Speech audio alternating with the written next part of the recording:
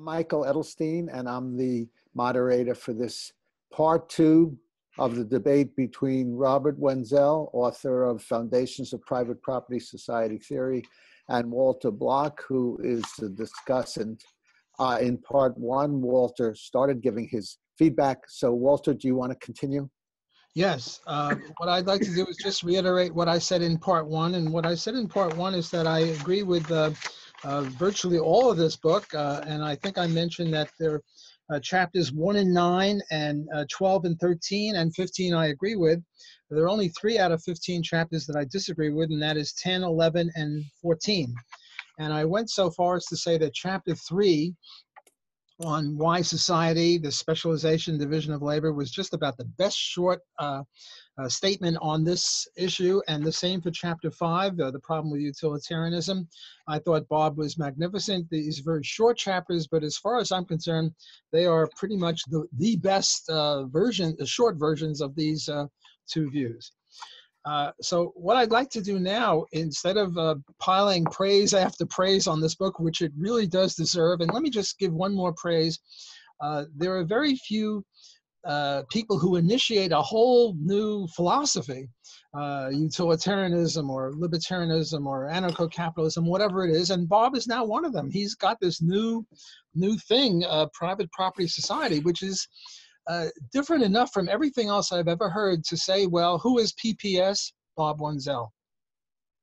Okay, now what I'd like to do is offer some criticisms of this book. And the way I would like to start is with my own work on a thing called Murder Park. So what is Murder Park? And I am in the vein of Murray Rothbard and libertarianism. And Bob is, although Bob is a great admirer of Murray Rothbard, Bob is conceptually distinct from Murray on very important issues. And I am a Rothbardian, and Bob, in my view, is not on these issues. So what is Murder Park? Murder Park is a park with very thick walls, because whenever you enter this amusement park, you are given a gun with 6 bullets and told that you can shoot anyone else there because everyone has agreed to be shot or shoot you. And you're told that you can only go for 50 minutes because at the 50-minute point, we ring a bell and everyone has to stop shooting. And then we cart out all the dead bodies and replenish ammunition and bring in new people. And then at the next hour, we ring another bell and everyone can start shooting each other. Now, is this a legitimate park? Is this compatible with Rothbardian non-aggression principle? Yes. It's true, people are shooting each other, but they're not really murdering each other. Maybe I shouldn't call it murder park. Killing park might be better. But the point is that, as in a boxing match, you know, if Bob punches me in the nose in a boxing match, I can't accuse him of assault and battery because I've agreed to be in the boxing ring with him, and ditto if I punch him. If there was no agreement, then obviously a punch is an assault and battery, and so is shooting somebody. Now, where I think Bob would go along with this, I'm sure Bob would go along with this because this is my private property. Where Bob and I diverge is that I think it's absolutely incumbent upon me to be very clear as to what's going on in Murder Park or in Killing Park. I just can't invite people and say, hey, here's an amusement park. Oh, here's a gun, and you know, you can go in now, and then don't tell people. Whereas Bob, the way I interpret him in his chapter 10 and 11, would say the private property owner can do whatever he damn well pleases. Private property owner, it's not incumbent upon him to tell people, to warn people of what's going on. What is it? A man's home is his castle. A man's park is his castle. If Bob had Murder Park or a Killing Park or whatever it is, the amusement park, he would not feel that he had to tell people about this. Another problem that I have with Bob is, suppose Bob invites me over for dinner to his house, and Bob and I have had dinner before, and then, you know, Bob shoots me. I would say that's murder. Bob, don't do that. Bob would say, if I interpret him correctly, and I look forward to being corrected if I'm wrong on this, he would say, well, he's not obliged to tell me any such thing. He can do whatever he damn well pleases, and that when his society gets going, people will be very wary of Bob because he shot people who he's invited before for dinner, and I wouldn't accept dinner with him unless he promises not to do that. So here is an area where I disagree with Bob on chapter 10 and 11. Now let me talk about chapter 14, where I also disagree with him. And chapter 14, he devotes to land distribution in a private property society. And Bob, do you think I should go on now with this also, or do you want to reply on just chapter 10 and 11 in Murder Park? No, I'm really fascinated by it. Go ahead, continue. Okay, I'll give you enough rope to hang me, or whatever it is. Yeah, this is good. Whatever the expression is. Okay, so let me do chapter 14. And by the way, I like this amiability that you and I, Bob, have always had in our debates. You first, and if someone runs out of time, the other guy says, "Oh well, give him another minute or two or whatever." Yeah, Walter, I'll tell you what I think is behind that. We both like to debate. We like the intellectual debate, to give back and forth. And we're both seekers of truth. If you have that going for you, this is the way debates are going to be. So good. Well, and plus we're good friends, so we're not going to have any difficulties, even when we disagree. And good friends don't have to agree with everything that the other guy says. Right. Okay, so let me get into chapter 14, and here the question arises: well, how do we establish private property rights in the first place? And remember, Bob's view is that private property rights are crucial. If I can put words in his mouth, I'm sure he wouldn't disagree with that. Well, Bob says something to the effect, well, let's let extant property be determinative. Namely, Bob gets to own his house and his car. I own my house and my car. I have a problem with that. First of all, maybe I'm a thief. Maybe I stole my car. Maybe I stole the house that I live in, or maybe Bob did. And I think justice would require not that we have extant property, but that we abide by the libertarian rule of homesteading for virgin territory and return of stolen property. And I don't see that in Bob's chapter 14. And secondly, suppose we go to a new place. We go to Mars, or we go to the moon, or we go to Antarctica, or wherever it is, where there are no property rights because it's virgin territory. Bob's philosophy of private property society, I don't think is capable of dealing with that, because whereas the Rothbardian view of private property rights plus the non-aggression principle based on homesteading is, namely, he who first homesteads the land gets to own it. And that's how you determine property rights in the first place for virgin territory, which is very important. So those are some of my minor misgivings about the book. As I say, I'm overwhelmingly impressed by the book. I think it's a very positive contribution to our libertarian deliberations, but I have those two reservations. One about property itself, how do you establish it, and should thieves be allowed to keep their property? And obviously not. And the other about, inviting people to your home or to your amusement park and then killing them without telling them that that's the rules of your property. Okay, thanks, Walter. Thanks for all the extremely kind words. And, I don't think we're that far off. I mean, I was curious as to what kind of objections you would come up with regard to my PPS theory. And I think these are things that can be very easily answered, at least from my perspective.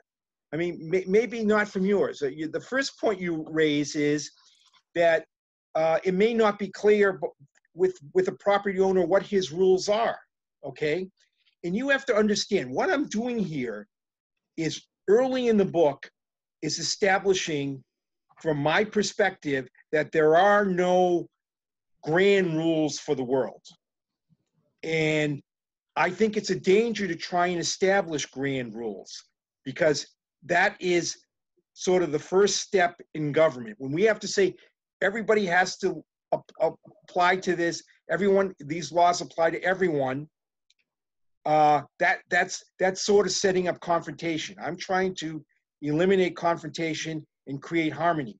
So I go from the perspective of, let's say there are no grand rules. How exactly are all of us going to be able to get along on this planet? And something that makes sense to me, I talk about how property seems to be important for people, especially land property for most of us. And even nomads, I would think if they stay for a week in the same spot, they're not moving their tent every hour or anything like that, or blankets or camels. So property is really, really important. So it's important for me on a subjectivist perspective to have property, so it's a place where I can go to sleep, where I feel comfortable, where I don't have to look every night for a place to sleep and sort of judge how safe it is, and where I can store things and all that.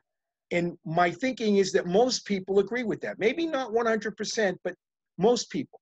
So if there's a society where I just go and say to another property owner, hey, you know, you're next to me here, let's make a deal. Not because there's any grand law that says we have to make a deal, but it just makes sense for me to say, look, I'll leave you alone on your property and you leave me alone on my property. And that's the fundamental basis of my private property society theory. So under that kind of rule, I don't care at all what he's doing on his property. He can, you know, decide to shoot anybody that comes across the border. Okay, now here's the thing though. As we do now, there are areas where it's unclear what's going on, where we know there's a potential for more danger.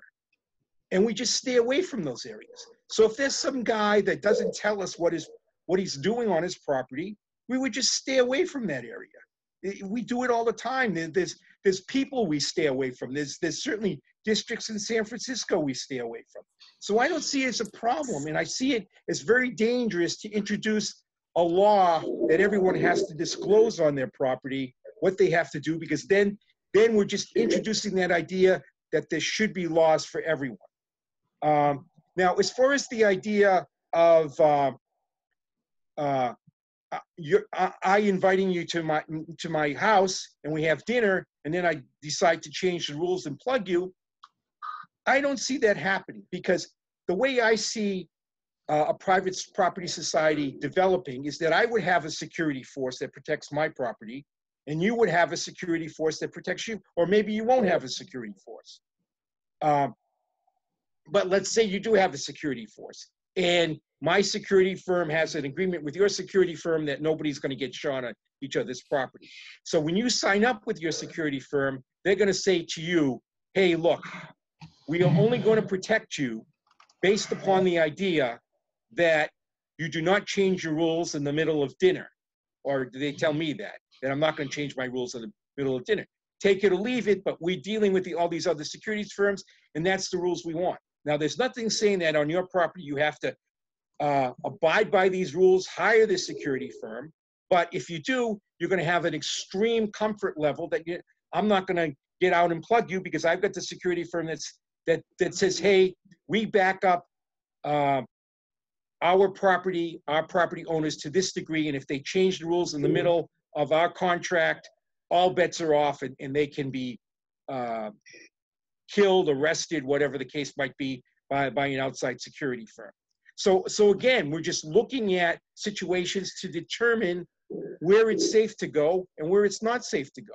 If someone doesn't disclose who the securities firm is, or fails to sign up with a security firm that has this clause, you know, you take your chances. You don't have to go to those places. If I don't have a security firm and I invite you to dinner and you think I'm a nice guy and I'm not going to change my mind and plug you during dinner, you're going to go for it. Otherwise, you're going to say, hey, stay away. You know, the guy's trouble. That area is trouble. He won't even agree to basic security rules. So I don't see any of that as being a problem. As far as now, this is interesting. You talk about private property rights is crucial. Now, I just reject the idea of rights. Okay, I continue to see things based on an extreme subjectivist value, where I have a property regardless of how I obtained it, and my idea is that I've got my property, that person's got his property. You could have a situation where there's a dispute over a border or something like that, and the two security firms would have to deal with it, and there might be a court that the two securities firms decide to use. But I don't consider it rights. I just consider it sort of a fundamental part of existence, that we tend to want property, and we tend to sort of try and keep and protect some property. But it's not a right in a sense, again, where we have to say there are rights and people have to respect these particular given property rights, because we have the problem, again, maybe there's people that aren't interested in property rights, although I think they do in sort of a grander sense. But, you know, a socialist may say one for all and all for one. And under my private property society, if there's people that want to live under, you know, socialist rules somewhere, they can do that, where they don't recognize property, although they're really recognizing the region of their socialist property. As far as the thief stealing property, I have no problem going after the thief. That I'd send my security forces after any thief. Now you say that, again, you're introducing sort of a rights or a general rule that justice demands that thieves be taken to justice for stealing property. And my view is a little bit subtly different, in that I think most people would understand if somebody stole something from me, why my security firm would want to go and get them. And it would be a case where all security firms would sort of, the larger ones would sort of work on those basic rules, and there would be extremely little as far as objection to that. So there is a kind of a sense of a justice, but it's still, again, not that overriding rule that, hey, justice has to apply and we have to determine what it is. Let's just leave it at, don't mess with my property and I won't mess with yours. Now, going to Mars, I do talk about that. I forget if I use Mars or the moon as an example, but I talk about, you know, suppose the Koch brothers take over the moon, okay? And they have a powerful security firm and all that.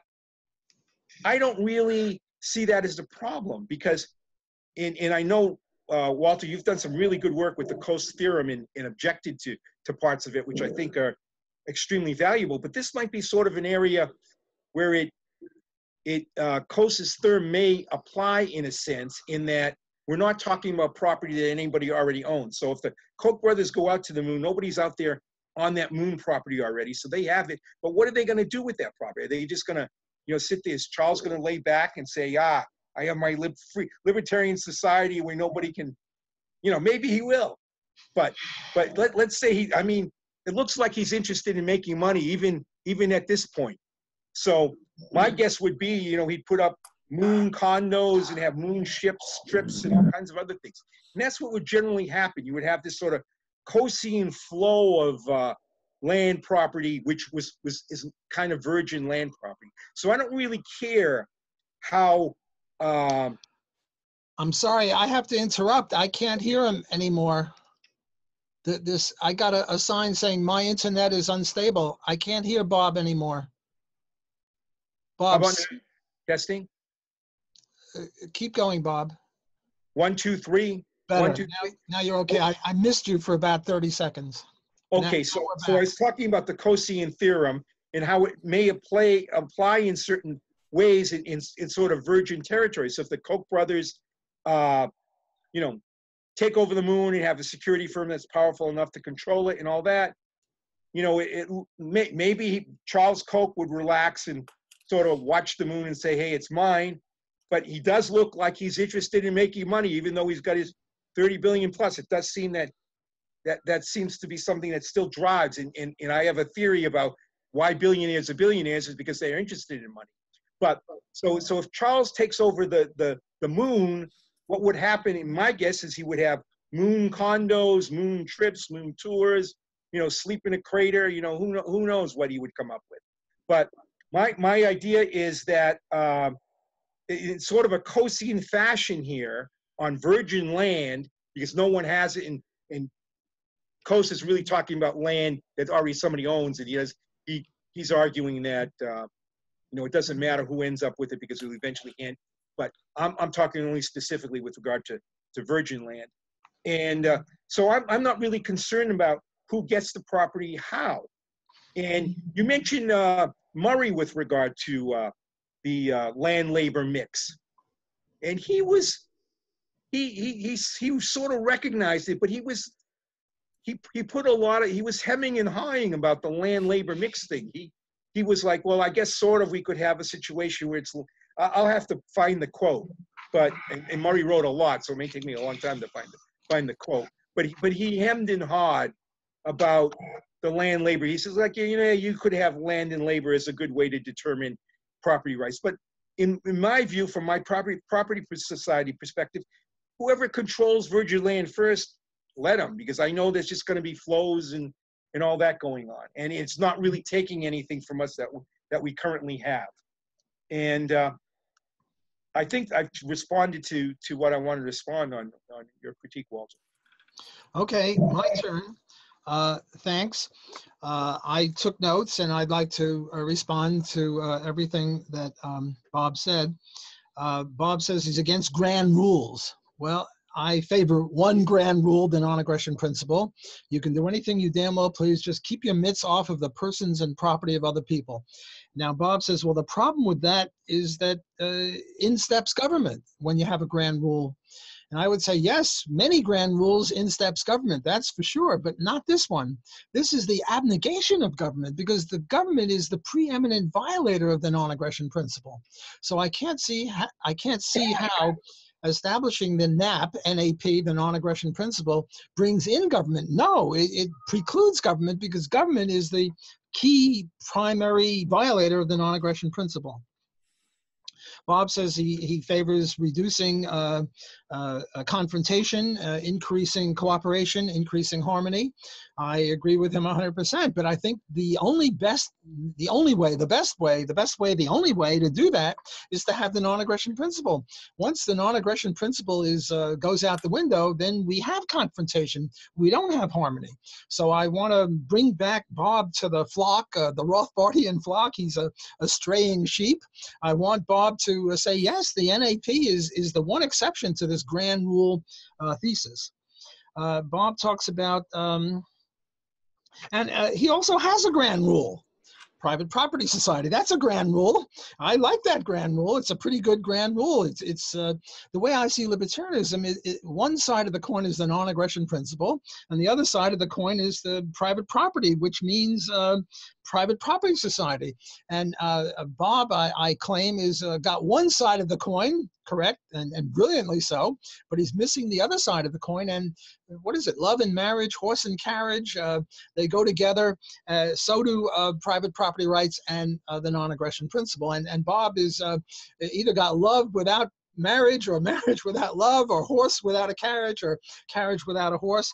You got to have both. Airplane needs two wings. Libertarianism needs two wings. Bob is flying with one wing, and I've got to get him back with his wing, the other wing. Then Bob says he's a subjectivist. Well, then why does he call Harry Crazy Harry? Crazy Harry is the guy who's going to shoot a little baby for stealing an apple or something like that. Why does Bob call him Crazy Harry? He should, if he were really serious about his ultra-subjectivism, his Lachmanite subjectivism, he wouldn't call him Crazy Harry. He would just say Harry. But he calls him Crazy Harry, and I think quite rightly so, because Harry is crazy. Then Bob says, let's make a deal. I'll leave you alone. You leave me alone. You do your thing on your property. I'll do my thing on my property. No. If Bob, if you're shooting your wife or your kid or about to stab them, I'm going to come on your property and stop you, because you shouldn't be, and I'm not accusing you, obviously. I don't think you have a wife. I don't know if you have kids or not, but there's no problem there.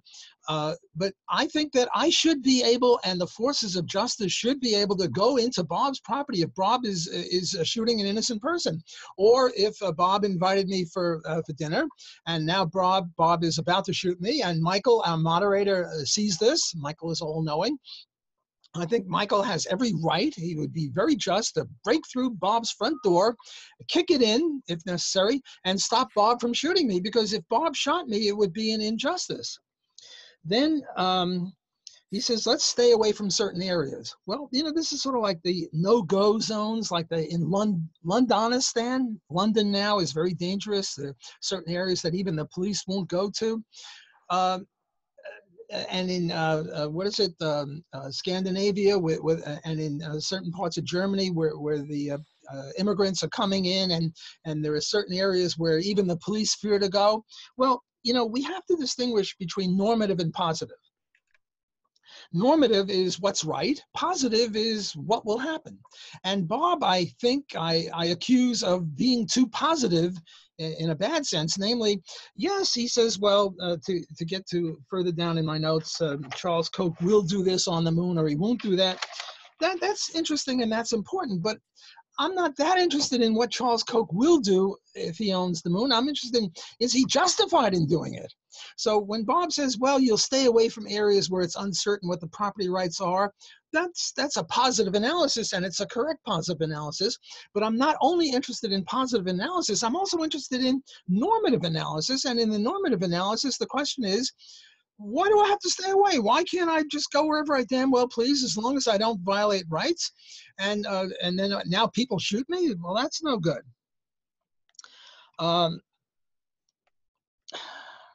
With regard to the security firm, now Bob makes a very excellent point that the security firm will make Bob behave, because no security firm worthy of the name is going to allow Bob to shoot dinner guests, and they're going to make a contract with him saying, well, you know, if you do that, then you can't count on this security firm unless it's a bandit security firm, which is a whole other issue.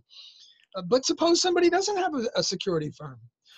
Then I think Bob thinks he would be justified in shooting me after he invites me to dinner and doesn't tell me that, you know, he's irascible and might be given to, you know, flights of hatred or something like that.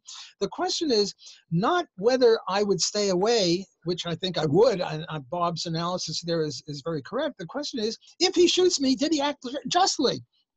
And Bob says that he has no concept of rights. I forget what the word was, that he doesn't believe in rights or justice. Well, you know, to the extent that you don't believe in rights or justice, you're not really a libertarian. Now, Murray Rothbard had a view that every dog gets one bite. I say every dog gets 5 bites, 10 bites. What the heck? I regard Bob as one of the preeminent libertarian theorists on the planet. But I disagree with this, because I think that rights and justice are crucially, integrally related to libertarianism. And if Bob is going to eschew rights and justice, well, then on this area, I think he's not a libertarian, because the key element that the libertarian is always going to ask is, was this act just or not? And Bob sort of skirts those issues and says, well, it wouldn't happen, or it's unlikely to happen. And I agree, it probably wouldn't happen and it's unlikely to happen, but I'm not only interested in that. I'm also interested in, if it happens, is it just? And if you don't want to get into the lists and say whether it's just or not, well, then you're sort of outside of libertarianism. I think Bob made a very good point that even the socialists have property rights. It's sort of like you can't get away from property rights. And Bob was saying, well, if the socialists all get together and they have this commune, say 10 square miles or whatever it is, within the socialist commune, they might not respect private property rights. But now it says, my internet connection is unstable. Can I still be heard? I can hear you. I can hear you. Okay, well, I don't know. Okay, the last thing is that this Charles Koch goes to the moon. How much of the moon does he get? Does he get the whole moon? He didn't homestead the whole moon. He didn't walk around the whole moon. He only landed with this rocket ship for, 5 square miles or whatever it is. Or let's suppose that when the first white man, Christopher Columbus, came to the New World, and suppose there were no Indians, and he planted the flag and he said, I claim this land for the king of Spain or whoever it was. Does he get the whole thing? Well, we libertarians have a theory. Now, I don't think Murray Rothbard hemmed and hawed about homesteading. What he said was that it's there's a continuum.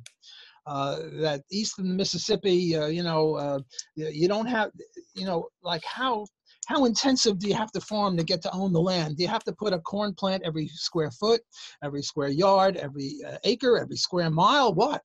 And Murray was saying, well, it depends upon the culture, it depends upon the neighborhood, it depends upon the proprieties and other things like that. Namely, east of the Mississippi, where it's more fertile, you have to farm a little bit more intensively. West of the Mississippi, it's less intensive. It's less fertile, so you don't have to farm quite as intensively. And if you go to the Sahara Desert or the moon, you have to homestead even less intensively. And on Mars or the moon, you know, you don't get to own the whole moon just because you land there. And now we have to have a theory is how much of the moon does Charles Koch get when he lands on the moon? And Bob's chapter 14, I think, it doesn't answer that question. And it's a crucially important question, because if Charles claims the whole moon when he just put his foot on, you know, a couple of square miles of it, he's unjust. And for Bob, the word unjust, it's sort of like Bob is a Friedmanite, and Milton Friedman and David Friedman, and I don't mean this as a compliment now, Bob. Yeah, I sense this that. Is a criticism. This is very Friedmanite. The Friedmanite libertarians, David Friedman was an anarchist, but the word justice and the word rights are sort of banished from their lexicon. So these are some of my reactions. Oh, one more thing, punishment theory.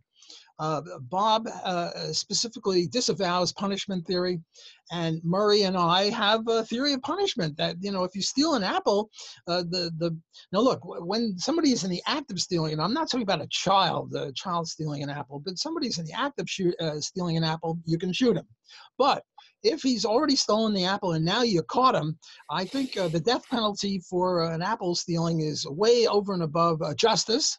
Whereas Bob, the subjectivist, would say, well, you can't tell, how, you know, maybe it was a favorite apple, maybe the grandmother gave him the apple, maybe the apple is very important to him, and I say, well, I don't care. It would be unjust. It would be over punishment if you shot somebody for stealing a candy bar or a bubble gum or an apple or something like that. So now I get the chance to respond to some of the things Walter says. And Walter, see, I just see problems developing at a very earlier stage than you do. I mean, it would be nice if the world sort of agreed on the non-aggression principle. But let me put this to you. What about IP? Should IP be recognized and protected in a non-aggression principle society? I think it should. My guess is you don't. So who's going to rule there? We're starting a point of hostility. Whereas in the PPS, where we have people operating on their own property, they can be an NAP where IP applies, and NAP, you know, God bless them if they want to give away their intellectual property, so be it. So I think there's just no reason to introduce levels with confrontation can come in, and this is just the one off the top of my head. I could probably think of others. Now, you also mentioned that the PPS is a grand rule, but I object to that because it's not a grand rule. I fully recognize that there might be people that, I mean, right now, most people object to the PPS, but even if sort of a groundswell of support came for the PPS, I'm sure the Saudi Crown Prince Mohammed bin Salman would object to it. I mean, he's got a good gig going, and there's probably other dictators and things like that. So I don't see it as a grand rule. I mean, you know, there's going to be nuts out there and people thinking all kinds of things, and I don't want to battle these people. I just want my property and to have it protected. And if there's nuts out there who have other views, so be it. Now, Walter, I'm going to charge you with being a foreign interventionist, because you talked about somebody getting shot on a property and you would go in and sort of attack the people, the shooter. But where does this stop? I mean, I can't hear Bob now. Bob is frozen. I have an internet connection unstable. Can you hear me now? Now I can. Okay. But it's annoying. You know, I want to hear every word. Right. Go ahead, Bob. Yes, especially. May I make a suggestion? Walter, if you have other windows open now on your computer, if you close them all and just have this open, that could help. Okay, well, I don't have any other windows open. All I have on my screen is this. No, but you could have windows open in the background. Oh, I see. Like Skype or Yeah, like Skype or email or okay, I'll close. Google or things like that could be on there, but not activated right now. Good. That's a good suggestion. Let me start closing some stuff. And Bob, I'm sorry to. Okay, that's okay.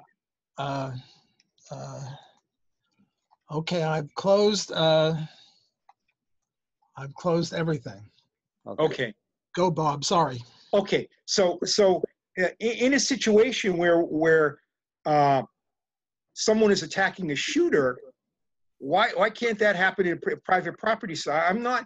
You accuse me also of being against justice, but I'm really not against justice. I'm really against the requirement that a society start forcing specific types of justice on other people's property. I see that as government foreign intervention. Where does it stop? I mean, we know there's abuses going on all around the world. Are we responsible for them? I mean, to sort of promote that idea that there is a necessity that we go and protect people in other areas, it's part of empire building already. And I object to that. I have no problems on an individual level if someone wants to go out and protect a family or protect some evil part of the world. As a matter of fact, I pulled this out during our little break. In 2005, this guy here, I don't know if how well you can see him.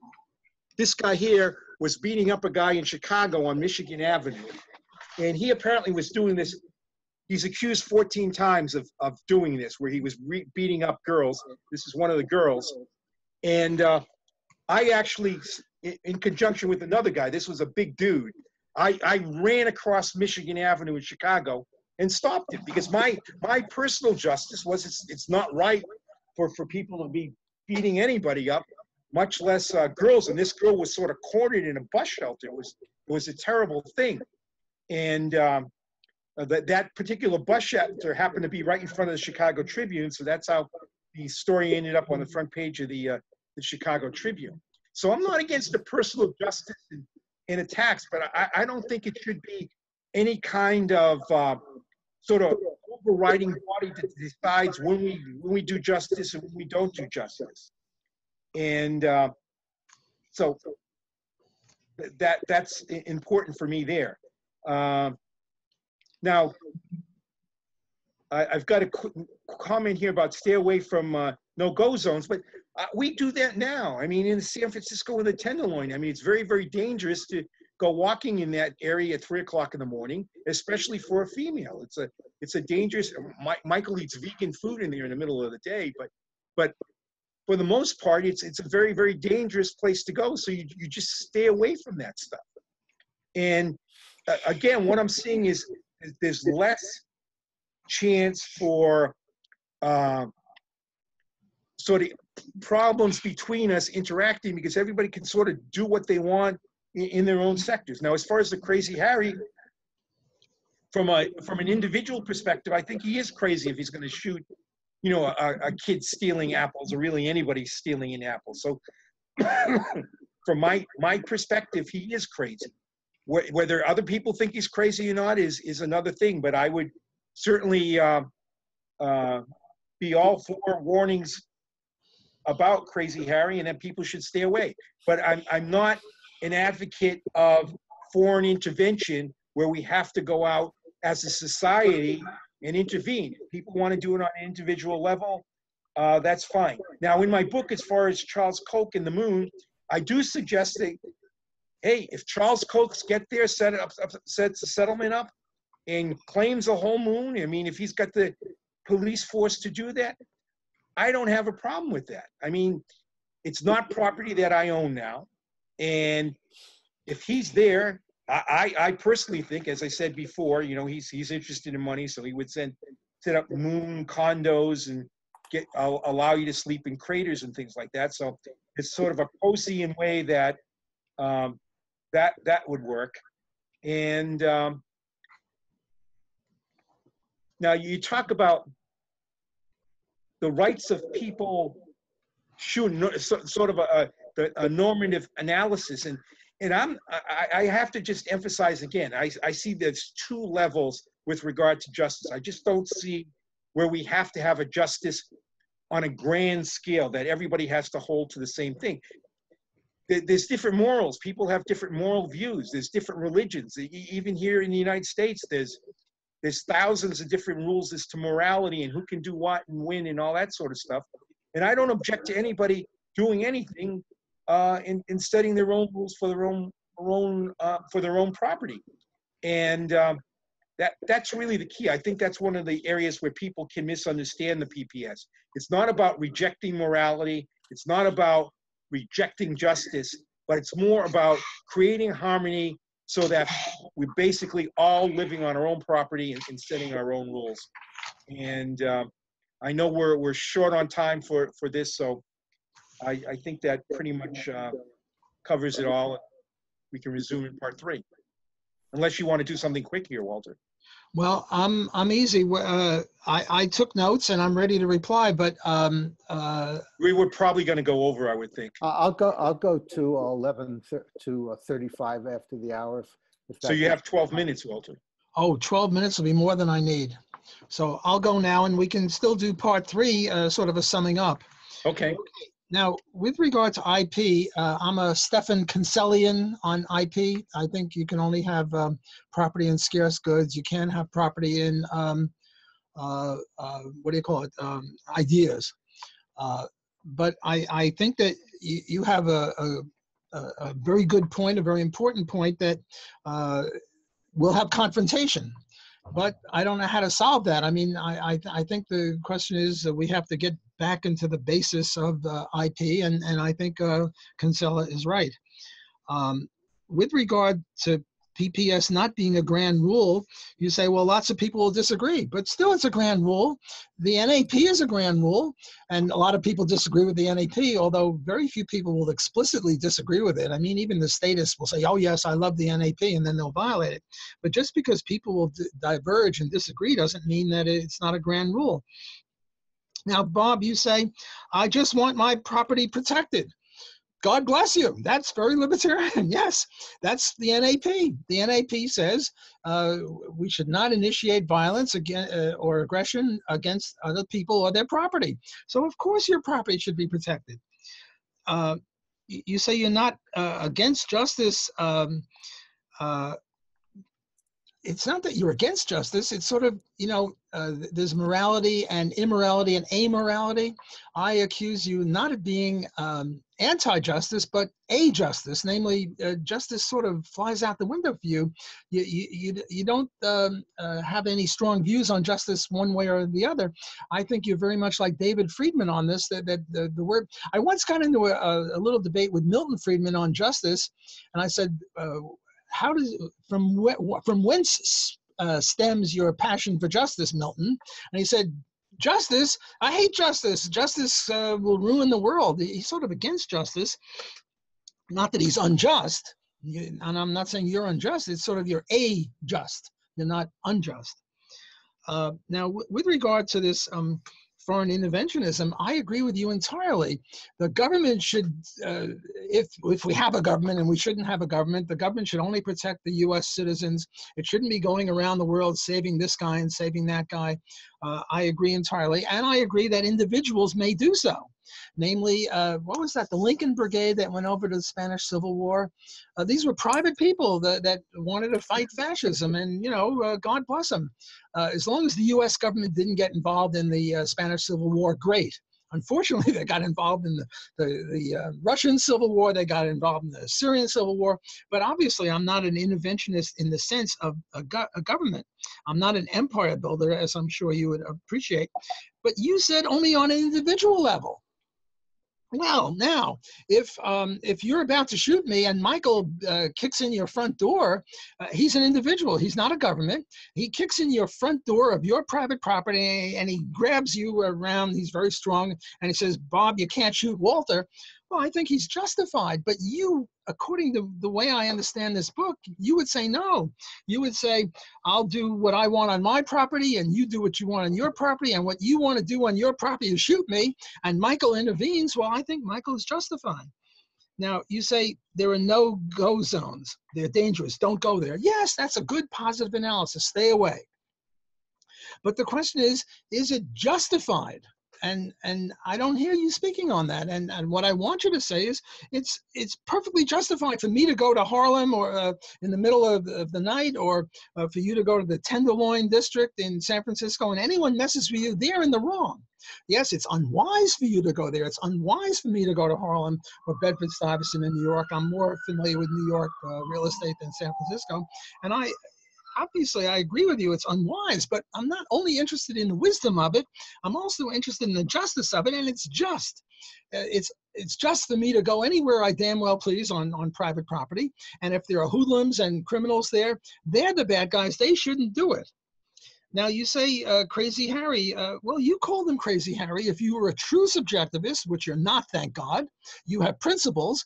You don't realize it, but you've got good libertarian principles. Your instincts are very good. And you call him Crazy Harry because he is crazy.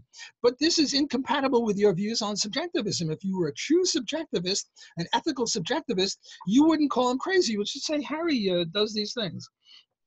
Now, you say Charles Koch owns the whole moon. You don't have a problem with that. I don't care if you have a problem with that.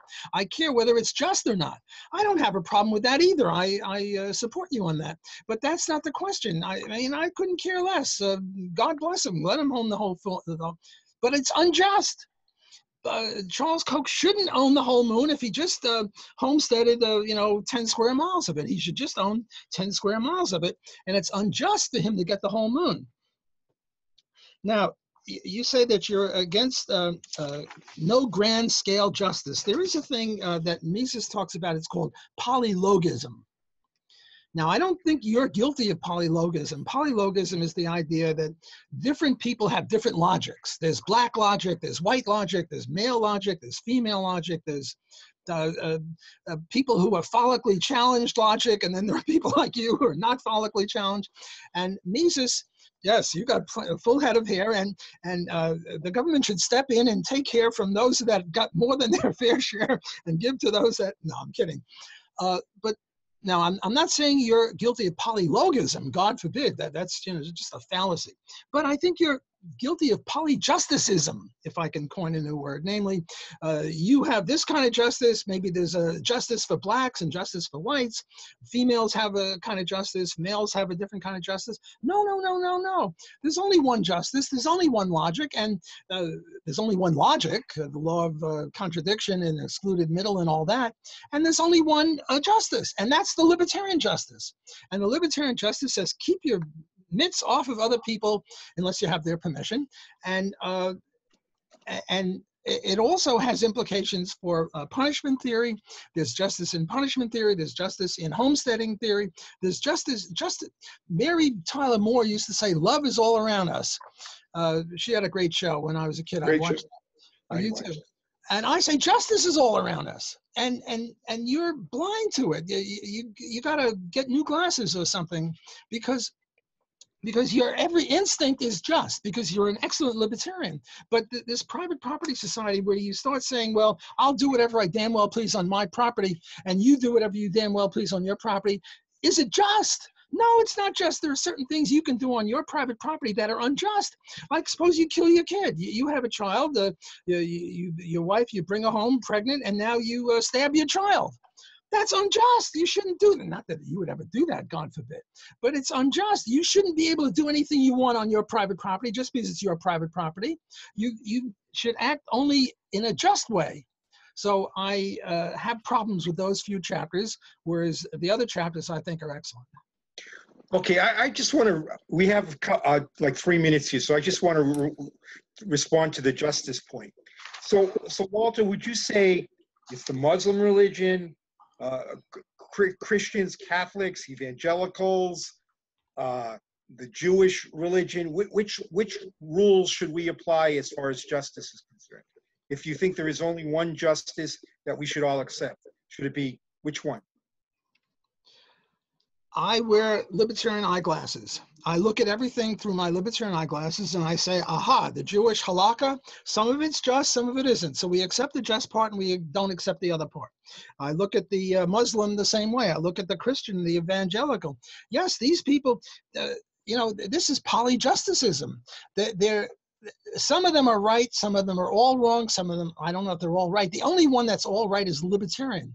The non-aggression principle coupled with private property right, that's it. That's the be-all and the end-all. There's nothing else. And everything else has to pass muster under those two principles. And to the extent that the Jewish or the Christian or the Muslim passes, they're libertarian. And there are parts of all of them that are libertarian. And then there are parts where you stone homosexuals or some crazy thing like that. I think the Christian fundamentalists stoning homosexuals, that's unjust. And you can't eat pork? No, you can eat pork. The Jews say you can't eat pork. So my answer to that question is, let's look at everything through the libertarian eyeglasses, and to the extent that they fit the non-aggression principle and private property rights, not just private property rights, but private property rights and the non-aggression principle, then they're okay, they're just. And to the extent that they don't, they're not. So what would you say to libertarians who are against abortion? Well, you must know that I've written a lot about that. I'm coming out with a book on, and abortion is a very, very important question, because you have you have Ron Paul, who's pro-life, you have Murray Rothbard, who's pro-choice, and they're 180 degrees apart from each other, and yet they're both highly credentialed libertarians. They're both wrong. Evictionism is the only proper answer. Evictionism, are you familiar with my work on evictionism? Yeah. Right. Evictionism is the libertarian view as far as I'm concerned. Now, just because Murray disagrees and just because Ron Paul disagrees, they're both wrong. Okay, so it just seems to me, Walter, that you're really trying to apply your moral views and your perspective across the spectrum for religions, across the spectrum for libertarians and everything else. And my view is, hey, if there are people who agree with Ron Paul, who want an area where abortion is not allowed, there are no abortion clinics and no abortions being conducted, that's fine with me. On the other hand, if there are other areas that do not have a problem with abortion, you know, that's fine. And if others hold your evictionist perspective, that's fine also. So, and the same thing with the religion thing. If there are Jews that believe this and Christians that believe that, and evangelicals and Muslims, you know, let them do their own thing. I mean, I'm trying to avoid conflict, and you're seeming to sort of be the interpreter of God and what should be correct for everybody. I think you're going beyond libertarianism here, and you're going Godism. You know, my friend Bill Barnett, I don't know if you know him, he's a good friend of mine. I know you've written things with him, yeah. Anytime co-author. He calls me the G-man. And you call me the God man for G. He calls me G-man for government man. Yeah. And the two of you are very similar in your criticism of me, and I reject both. Look, I appreciate that it would be good. It would reduce conflict if we let the Muslims do their thing. But what the Muslims do is, if a young girl wears a miniskirt, they'll kill her. And in Canada, there was this case where a Muslim family immigrated to Canada, and the girl wore a miniskirt or did rock and roll or went out with a boyfriend, and they killed her. So now, what would God you do? damn it, that is unjust. Those people should be put in jail. They're murderers. So their religion says it's okay to kill girls that don't do whatever the Muslims say they should do. Okay, I agree. That's a horrific thing. But do you think there's some demand on society to stop that? Yeah, well, I know about society, but I know it's unjust for a Muslim family to kill a 22-year-old girl who refuses to abide by the whatever they're supposed to wear. Right. Wants to wear a miniskirt. Right. So you want to prevent that from going on. So how would you prevent that? Just the same way that you prevented this guy in Chicago from beating up that girl. By force.